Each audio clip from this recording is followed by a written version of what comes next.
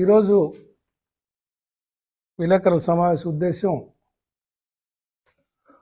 మాజీ పార్లమెంట్ సభ్యులు శ్రీ విజయసాయిరెడ్డి గారు చేస్తున్న ఆరోపణల మీద తీవ్రంగా ఖండిస్తూ మేము ఈ సమావేశం ఏర్పాటు చేయడమైంది.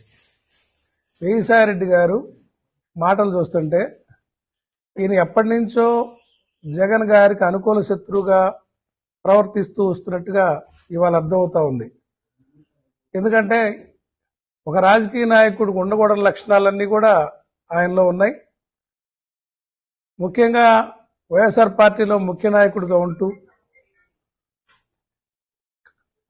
కులాల గురించి ప్రస్తావన మొదలుపెట్టిందే విజయసాయిరెడ్డి గారు.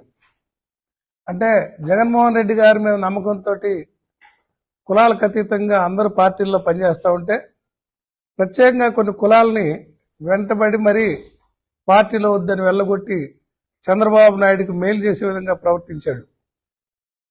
మరి ఆయన మొన్న ఒక రకంగా మాట్లాడతాడు, క్యాస్ట్ బడ్డీస్ అని. ఈరోజు మళ్ళీ వీళ్ళని విమర్శిస్తాడు. అంటే ఇది విజయసాయిరెడ్డి గారు రాజకీయ నాయకుడు కాదు, ఒక వ్యాపారవేత్తగా వచ్చి ఈ పార్టీని అడ్డం పెట్టుకొని వాళ్ళ కుటుంబ సభ్యులకి తనకి ఆర్థికంగా ఎదగాలనే దురుద్దేశంతో ఈ పార్టీలు ఎన్నాళ్ళు పనిచేసినట్టు అనిపించింది. జగన్మోహన్ రెడ్డి గారు నమ్మకంతో ఆయనకు ఉత్తరాంధ్ర బాధ్యతలు అంటే ఆల్మోస్ట్ ఆయన డిప్యూటీ సీఎం లాగా వ్యవహరించాడు.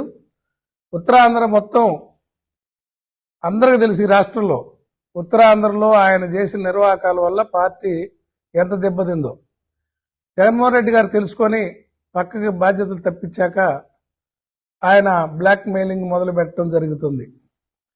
ఈరోజు అధికారం పోయాక ఇక ఇక్కడ ఓపిక లేక, ముఖ్యంగా రాజకీయాల్లో సమాజం కోసం సేవ చేయాలనే ఉద్దేశం వచ్చిన వాళ్ళైతే ప్రతిపక్షంలో ఉంటారు.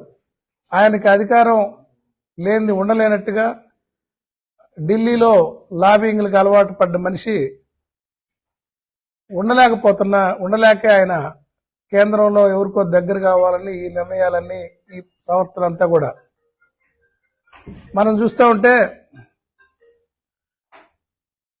పెద్ద బ్రోకర్గా తయారైనట్టున్నాడు విజయసాయిరెడ్డి.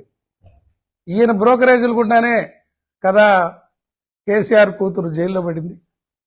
ఈయన బ్రోకరేజ్ గుండానే కదా కేజ్రీవాల్ వాళ్ళ పార్టీ జైల్లో పడి, నాయకులు జైల్లో పడి పార్టీ దెబ్బతింది.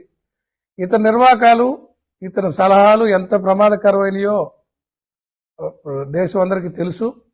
ఇవాళ ఇతను చేసిన తప్పులు కప్పించుకోవడానికి బీజేపీ తోటి అంటగాగాలనో లేకపోతే తెలుగుదేశం పార్టీ చంద్రబాబు నాయుడికి భయపడో ఇవాళ అనవసరపు ఆరోపణలు పార్టీ మీద చేస్తూ ఉన్నాడు. మీ అల్లుడు కంపెనీకి బెనిఫిట్ అయ్యే విధంగా లిక్కర్లో మీరు ఎంటర్ అయ్యారు, పోర్టుల్లో ఎంటర్ అయ్యారు. ఇవన్నీ మీరు ఏ రకంగా లావాదేవీలు చేసుకున్నారో బెనిఫిషియర్ చూస్తే మీరు బెనిఫిషియర్. వైవి సుబ్బారెడ్డి గారికి కానీ వాళ్ళ అబ్బాయి విక్రాంత్ రెడ్డి గారికి కానీ ఇందుట్లో ఏమన్నా ప్రయోజనం ఉందా? పేపర్ మీద మీరు చెప్పగలరా? వాళ్ళని అనవసరంగా మీరు వివాదాల్లోకి లాగి నీ అక్కసు తీర్చుకుంటున్నావు. వైవి సుబ్బారెడ్డి గారి పట్ల నీకు ఎందుకు ఇంత కుళ్ళో మాకు అర్థం కావట్లా.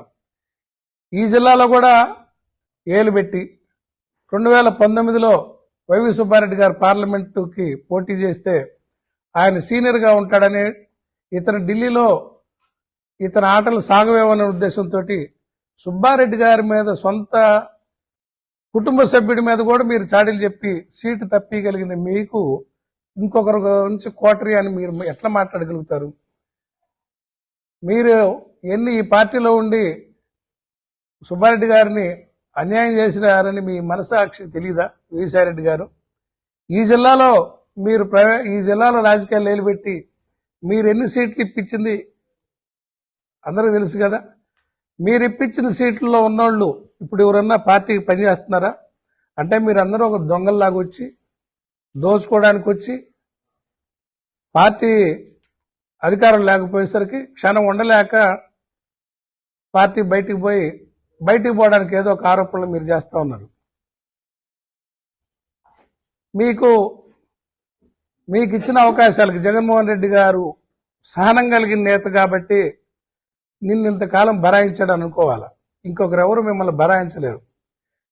ఏ అర్హత ఏ రాజకీయ పరిజ్ఞానం లేని నిన్ను నీకు ఇచ్చిన అవకాశాలకి ఇంకేముంది నీకు ఇవ్వడానికి? జగన్మోహన్ రెడ్డి గారు కుర్చీ కావాలనా?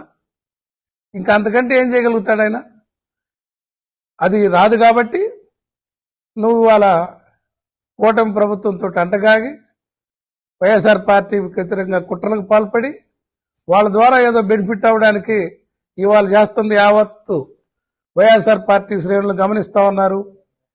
నీకు బుద్ధి చెబుతారు ఈసారెడ్డి గారు.